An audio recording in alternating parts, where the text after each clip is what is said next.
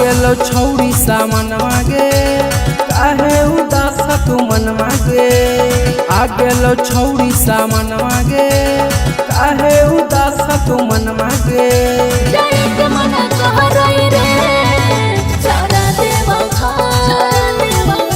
चले के कबरवा गे चल दे घर।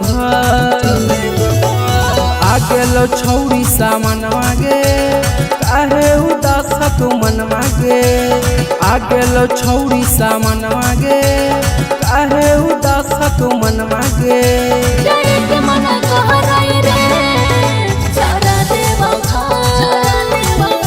चले के कबरवा गे चल दे घर।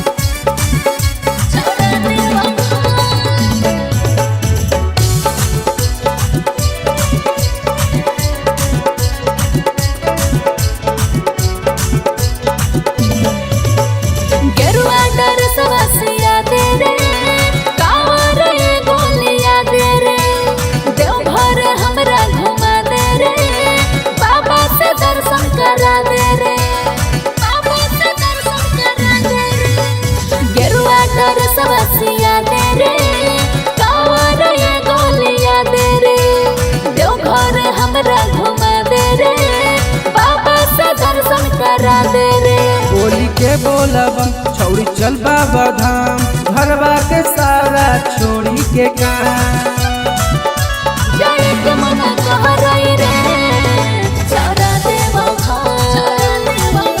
चले के कबरवा गे चल दे घर।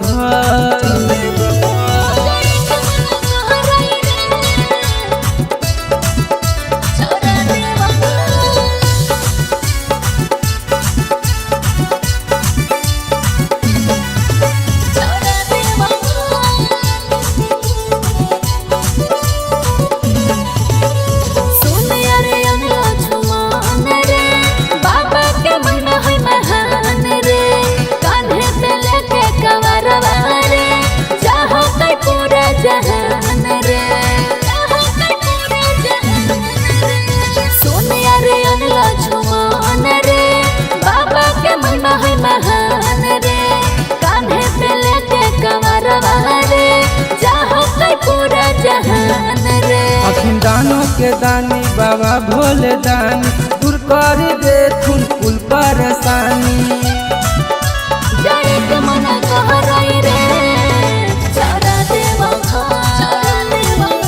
चले के कबरवा गे